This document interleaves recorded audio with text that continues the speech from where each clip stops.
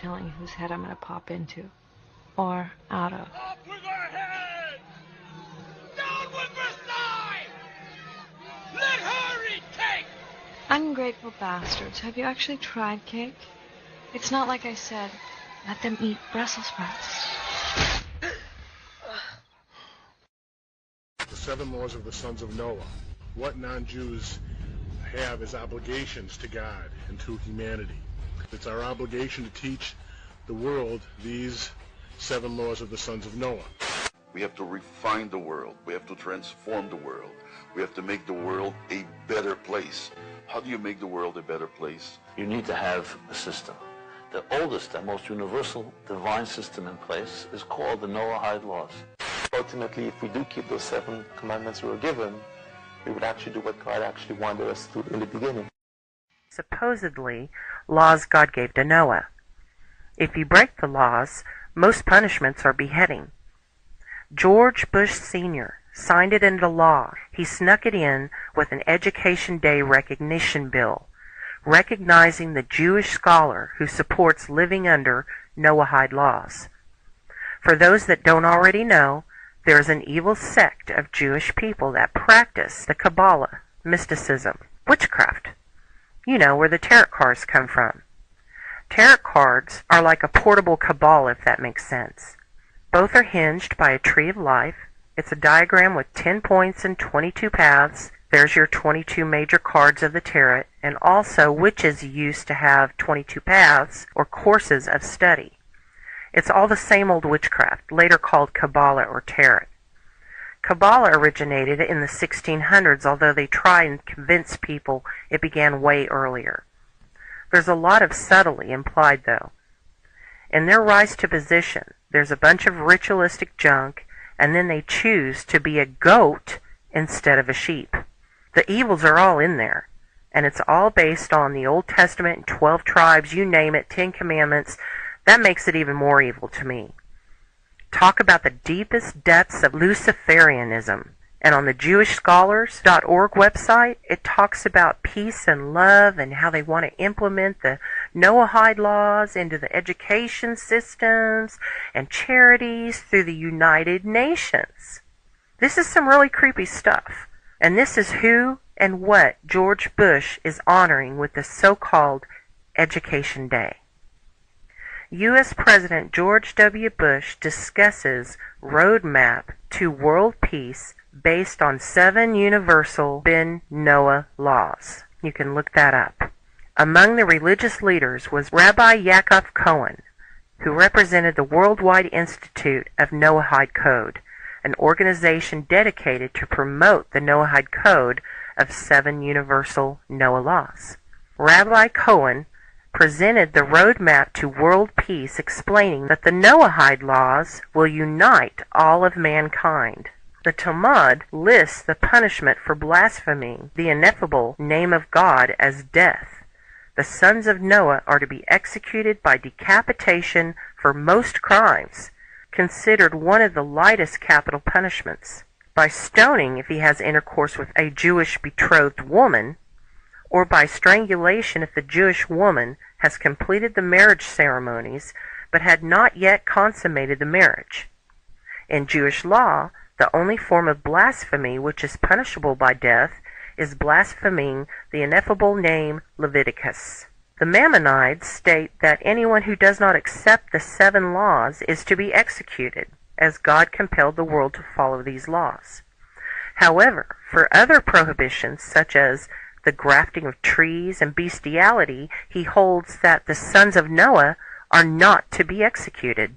Now keep in mind, these Jews are not worshiping God Almighty, the I Am that I Am. They're worshiping Lucifer. According to the Maimonides, the Jewish scholars, anyone who accepts upon himself and carefully observes the 7 commandments is one of the righteous of the nations of the world, and has a portion in that world to come. How creepy is that? According to Wikipedia, in practice, Jewish law makes it very difficult to apply the death penalty. But America is under a U.S. law now, isn't it? That's crazy. If you look on their .org page, you'll see they're all up in the United Nations talking about world peace and coming together in unity. Blasphemy against God is probably the law that will cause Christians to be beheaded, because these Jews are demonic. They don't believe in Jesus Christ, so to them, we would be worshiping a false god. Now, this is a small group of Jews that practice this. It's like the evil Jewish Pharisees back in the time when they crucified Jesus on the cross. These are those that claim to be Jews, but are not. God literally calls them out in the Bible for what they are. In Revelation 3:9, "Behold, I will make them of the synagogue of Satan, which say they are Jews and are not, but do lie. Behold, I will make them to come and worship before thy feet, and to know that I have loved thee." Like I said, in their little rituals to grow in levels, they literally proclaim they are goats and not sheep. In layman's term, they are Satan's, not God's people. Now, for those who will proclaim it's like the Muslims claiming only a small group are responsible for evil, like ISIS, let me clarify something. All Muslims read the Quran and believe in Islam that tells them all to murder us. Not all Jews believe in the Noahide laws. That's the difference right there. So don't go blaming all Jews for this. Recognize the source this is coming from. Those claiming to be Jews that are not. Revelation 3:9. So apparently this Noahide law can be implemented at any time. But something like this, it can only be carried out with a nationwide martial law in place. Now, I did a video a couple years back, Guillotines in the U.S. Update, January 2014. I'll leave the link in the description. It talks about the state of Georgia lawmakers trying to pass a law to use guillotines in prison for organ harvesting. It didn't pass, but apparently the guillotines were brought in during this, and they're all being stored on military bases. 30,000 guillotines is what's reported. So the guillotines are already here. Bush has already passed the law to go back to the Noahide 7 laws, which includes beheadings if you break the laws.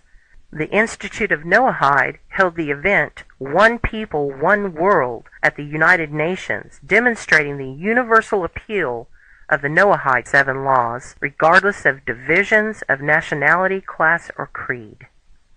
They claim to be protecting everyone, both Jews and non-Jews, labeling it a humanitarian effort, an attempt to promote its values. Just don't break the laws and you won't be beheaded.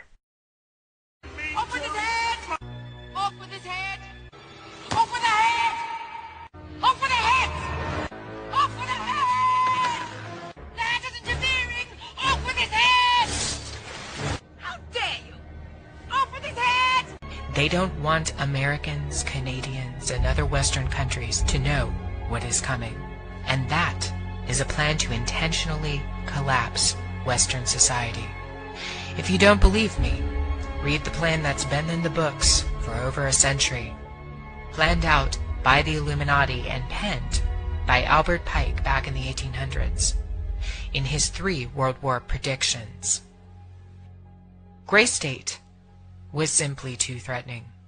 It revealed too much, not just the obvious points of what could happen with the collapse of a society, things like martial law, food shortages, and a provisional government. It goes beyond this. David knew a secret, and he left it inside of the trailer for Gray State, in plain sight. All of that is happening in Jerusalem this week. Are you aware that our Congress has passed Noahide laws? Did you know that? I bet most of you didn't know that. The year was 1991, March 20. Let me read Public Law 102-14, passed by both chambers of Congress, signed by the President. Here is that public law passed by Congress in 1991. Whereas these ethical values and principles, Noahide laws, I skipped some of the beginning, mumbo jumbo. Whereas these ethical values and principles have been the bedrock of society from the dawn of civilization, really? The Talmud, which means the Jewish rabbis, through oral tradition, manufactured the Noahide laws out of thin air. They didn't come from the Bible. They didn't come from God. They came from the Jewish rabbis who wrote the Talmud. But our Congress said that the Noahide laws formed the bedrock of society from the dawn of civilization, when they were known as the 7 Noahide laws. I'm quoting. Whereas the Lubavitch movement, that's the founder, the rabbi who founded this movement, whereas the Lubavitch movement has fostered and promoted these ethical values and principles throughout the world, whereas Rabbi Menachem Mendel Schneerson, leader of the Lubavitch movement, is universally respected and revered, and his 89th birthday falls on March 26, 1991, whereas, in tribute to this great spiritual leader, the rabbi, this, his 90th year, will be seen as one of education and giving, the year in which we turn to education and charity to return the world to the moral and ethical values contained in the 7 Noahide laws. And whereas this will be reflected in an international scroll of honor signed by the President of the United States and other heads of state. Now, therefore, be it resolved by the Senate and House of Representatives of the United States of America in Congress assembled, that March 26, 1991, the start of the 90th year of Rabbi Menachem Schneerson, leader of the worldwide Lubavitch movement, is designed as Education Day USA. The President is requested to issue a proclamation calling upon the people of the United States to observe such day with appropriate ceremonies and activities. Close quote.